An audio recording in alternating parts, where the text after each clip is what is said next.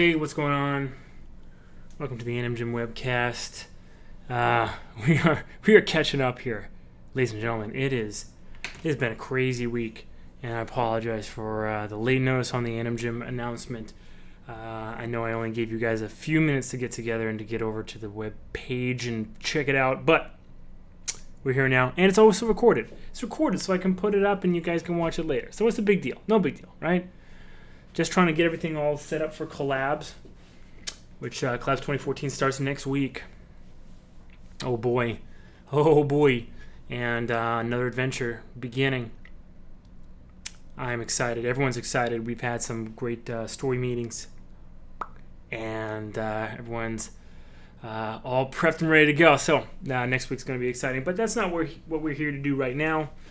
We're here to talk about the AnimGym shots. This is the critique webcast. Remember, the AnimGym is the monthly animation exercise here on KennyRoy.com. It's free to participate. If you want to just go into the forums and create a forum membership, you can work with your fellow animators and show them what you're doing, post your work in progress, get critique and feedback, give critique and feedback. And at the end of the month, every KennyRoy.com member gets a critique of their shot from me on the webcam, on the webcast. And here we are. That's what we're doing. Okay, that's what we are doing. If you're here for anything else, you are in the wrong place. All right, so way it goes, we have 3 entries this month. Okay, and we're just going to start. We're just going to start with Wojtek Pankowski, and let's just go. You know what? What are we waiting for? Let's just get it on. All right. Here we go. Now this is the first time I've seen these, right? So this is the off-the-cuff reaction. Here we go. Oh, that's funny. Okay, so the topic was get it off. So there's something stuck to the character. It can be anything. It could be, well, in this shot, it's a grenade. Very, very nice. It's a grenade. It could be a insect. It could be a fly. It doesn't matter. Here we go. That's funny.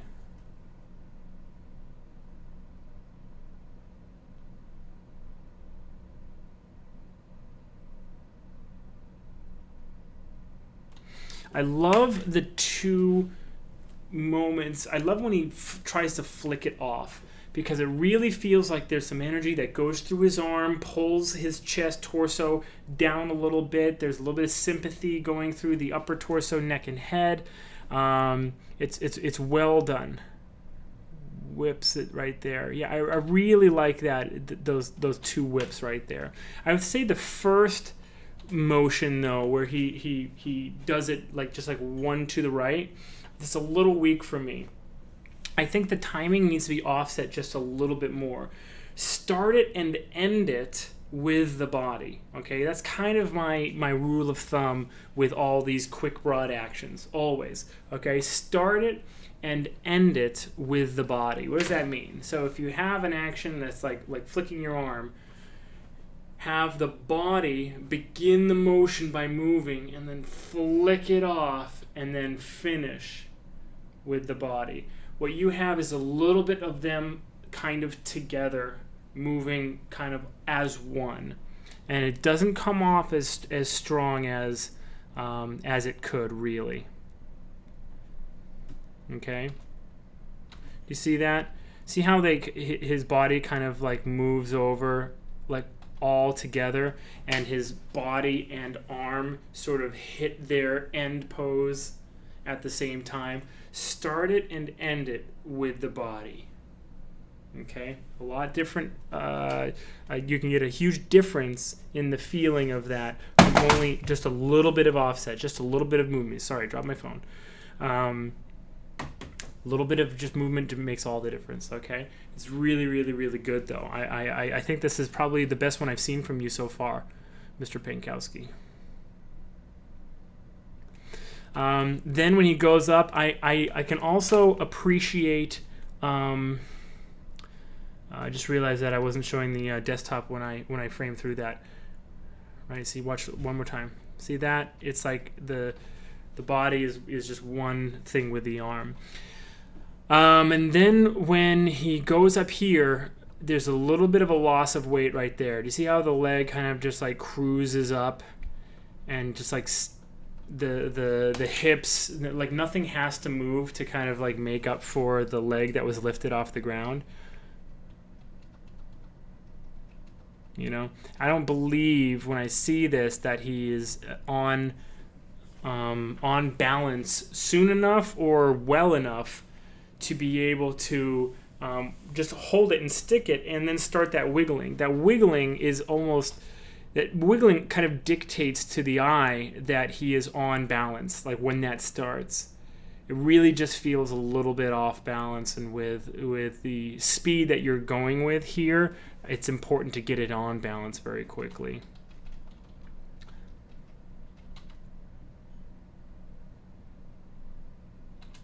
What you could do is just take the wiggle out, because the wiggle is, again, it's kind of an action that only is possible once you're on balance. So it looks like if he's bringing his leg up, that leg having to stop would be enough momentum to screen right that it would feel like he's on balance on this planted foot. But once it comes to it like a kind of a stop that is a little bit too quick and his body already starts vibrating, we don't see the inertia taken off of that. If you know how a flywheel works, you would know how too soon of a transition you've done here, I would say. Overall staging very clear, kind of straight on, but for something like this, I think it kind of works actually. Maybe just work that hand pose a little bit, and it's a little bit floaty and IK in this section as well. Very strong though. Thank you, man. Thank you for playing this month. Looking forward to seeing a lot more from you. All right, James Robot Ham.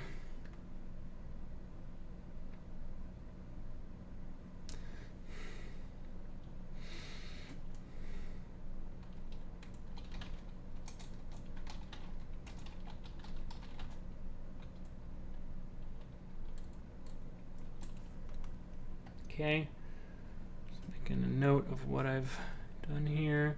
Okay, here we go. Get it off. Oh, cool. Okay. I like to say that each shot is kind of like put on earth to teach you something. Okay? Each shot is like, and the sooner that you can figure out what a shot was put on earth to teach you, the better that shot will turn out. And not only the better the shot that shot will turn out, but the more you'll learn from that shot. It's almost like you have to, you and the shot itself have to have a conversation. You have to come to an agreement what you're focusing on. I think that the strength of this is that you chose to animate something that doesn't have necessarily a beginning or an end. It really feels like a shot from like the middle of a film, where this thing jumps onto him and wraps its tail around him and he falls down, and then this shot where he's struggling to get it off of him, and then in the next shot maybe a close-up where it gets the little sucker thing in his mouth and he's dead or whatever. So that's strong. That's kind of a unique choice, especially for the AnimGym where normally people choose sort of like start and stop actions. But moving past the good choice of doing something that's sort of like a continuous action, I think what this shot was kind of put on earth to teach you was how to manage a multi-character interaction simply, and to break it down. And so like the example I'm going to give you is on one of my shots on King Kong was when there's like all the cliffs and these vines, and the vines are holding up a T-Rex that is he's like suspended, and basically he's like swinging back and forth, okay? And Anne is also like holding on to these vines. So she's like this big, just tiny, tiny, tiny little person, right? And the T-Rex basically has to like wait to swing back and forth to try to like open its mouth up, and then eat Anne, right? Kind of looks like an old chameleon, not much like a T-Rex. Anyway, so and then King Kong is over here on the cliff. He's hanging out over here, and in one of my shots, well, he's climbing up. So in one of my shots, what I had to do was get Kong to jump from where he's holding on right here onto and grab the tail of this T-Rex, okay? And I struggled for a long time, and it was because of Dave Clayton, my supervisor, that I ever got this shot done. I would not have finished the shot if it wasn't for him, so props to that guy. Really fantastic animator and a great teacher, really. What he showed me was he kind of he opened up the shot on his computer, and he kind of showed me how his workflow of doing this, which was to get the character like sort of like attached, and he kind of like posed them together, and then he really kind of just like dealt with like one force at a time, which was they didn't feel like he was pulling down enough on the T-Rex when he actually latched on. So he kind of just like set like two keyframes where it was just the T-Rex moving from where, like in my version of the shot, where he was to like where he should move, which was like, you know, let's say here's his tail, like he was moving all the way down to like right here. Like this is where his new tail was. And that was it. So it was just very simple, just like two keyframes. And I feel like the reason he did that was because, you know, that drastic change from what I had, it was obviously as much smoothing as I was able to do. Obviously, I would never be able to kind of ruin it with that, like, you know, with my bad animation on top of, you know, the choice that he had just made, right? And then, because I was thinking of all the forces at the exact same time, I was thinking about how this was like, if there's a vine right here, that this is sort of like a rotation point, and that the tail should rotate downwards if it's been grabbed, and then the body will start moving down and whatever. And he just really simplified all of it. So I would say, going back to your animation here, it feels a little bit complicated, and I think you should just simplify it a little bit. In fact, I probably would suggest that like you hide the little alien creature and just do some really sort of powerful movements, like one or two powerful movements with the guy. And to do that, you would have a play between his hands pushing something invisible away and it coming to the end of that and it affecting his neck. So pushing and then really pushing and getting to that end there, and then it pulling his neck forward, and then it comes back and he's like struggling, and then it pulls him like again, so that we telegraph through his body and his like upper torso, neck, and head, that once he pushes away, that there's a point where it's just not getting pushed away any longer, and it's resisting him too much, and he's just not going to be able to get it off there. Okay, so and what I'm trying to also say is that if you simplify down his head movements and the movements in his body just a little bit, you'd have a lot clearer and an example of the struggle, the tension that is between them. So I would probably recommend hiding this alien creature until you get something like that in there. And even in a shot that's like continuous action like this, not like a stop and start movement, you should have a couple beats. Should have a couple like things that kind of like happen. it shouldn't all be sort of like the same level, same energy, same composition, same kind of like a struggle through the whole thing. There should be just a few beats, a little bit of interest, a little bit of like big and small contrasted together, broad and narrow contrasted together, something in there that is able to, kind of like picked out either visually, like in composition, or timing wise. Okay. But good. And I like how you weren't afraid to like just slide him. I think I say this every single AnimGym crit, but like people are so afraid to slide characters around. Like everything is so sticky and grippy in student work, and it shouldn't be. It shouldn't be. This is great. So round of applause for you. Good job, man. Thank you, James. Okay, last one is let's see here. Stuck June. Who did I get this from? Stuck June. James Cordero. James Cordero. Okay, here we go.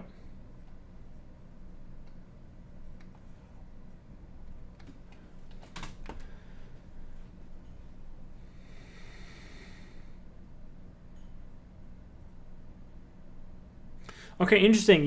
This reminds me a lot, James, of the AnimGym topic for open a jar. There was a jar with a stuck lid, and a lot of people had that kind of problem of there not being really any tension. The problem with this, as I see it, is kind of the same problem that some of the animators had then, which is to establish that tension. If something is truly not moving, how do I make this look more tense? Right, I'm going to grab both my hands, and I'm not pulling right now. Okay, I'm just keeping it up, and now I'm pulling really, really, really, really hard. Okay, I'm not pulling. Now I'm pulling really, really, really hard. I'm pulling as hard as I can. Not pulling, hard as I can. Now, obviously, I'm doing this demonstration to show you that there's, if you want it to be, and in certain instances and cases, showing your tension has a lot more to do with body language than it does really like what you're doing with your hands or your arms themselves. So on this, I would say that it doesn't look like he's really pulling that first time, and to make that first one look like a little bit of a pull, you'd have to be quicker. So you're having him like bring his elbows out for that first one, and it doesn't work, and it's sort of timed almost the exact same way as the second one. So what you have is kind of like elbows out, down. That was the first try. Second try is he puts his head down, but it's the same timing. So it's like elbows up and down. It's like 1 and 2 and 3 and 4 and, right? Instead of contrasting the timing or making the timing be what kind of like distinguishes the tension in the shot. So just a little quick pull like that, just like a little one, right? Or if it's not even moving in your hands, you could do it just like with one hand pulling the other, right? You don't have to actually like spread the hands apart because that's not working. One hand could just pull the other hand, right? So he pulls it quick, and then does that thing. So like what I'm trying to point out is that without any contrast in the timing or the posing or whatever, then you kind of don't ever get that tension. And I would save the elbows moving up for that second one. So it'd be just like a little tug, and then okay, and then he gets right here, and then those elbows can move up, and you can wiggle the hands, okay, as the head is going down. So pull, weird, and that starts looking like a lot of tension. Okay, starts without the contrast though, that it's not there. Framing is a little bit straight on. I guess it's okay for something like this. I do feel though that if you showed the feet, you could maybe have a little bit more of an opportunity to get even more tension in the body. Have him sort of spread his legs. Take a step and like widen his stance just a little bit to go into that real thing, right? If you see a little bit of like this first tug, that, that didn't work, and then he kind of like lines up to really pull it apart. Again, you're setting up we find that the body language is actually what's supporting these choices. In the rest of the the extremities, like the hands and whatever. A little bit floaty, a little bit IK in the hands, finger poses, a little bit stiff, and he looks like he has what I call doll eyes, which is where the eyes move with the head. Never ever use the eye constraint where the eyes are moving with the head. Never ever use it, just as a rule. Okay.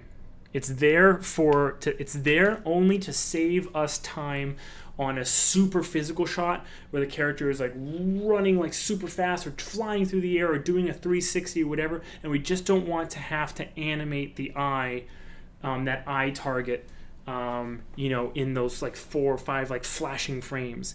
That's the only reason that thing exists. Otherwise, the eyes always have a target, okay? Start working on your eye lines as well, all right? Good stuff, though. I'm glad you're here. Thanks for joining us in the AnimGym. Hope to see you back this month. And for everybody who's in the AnimGym waiting for the topic, I apologize. I know. A little bit behind the ball with that stuff, but I will put the AnimGym topic for July up right now in the forums, and you'll get that. I'm excited that you all are participating. Remember, if I could go back and I lost all of my animation knowledge, everything I've learned, but I could only keep one thing. If I had to learn it all over again, it would be to do a lot more of a lot less. Those are these kinds of exercises, 48 to 72 frames, full body performance, full body acting, not hiding behind like props or like tables and chairs and stuff like that. And I would just do a ton of these, all right? Finish them, get them all done. Even practice on my entire workflow from planning and blocking plus, polish and finaling, everything. Okay, this is what we should be focusing on. I'm glad you guys are here. It has been a lot of fun. Thanks for joining me again. I'm Kenny Roy. Good luck with your animation as always. Rock on.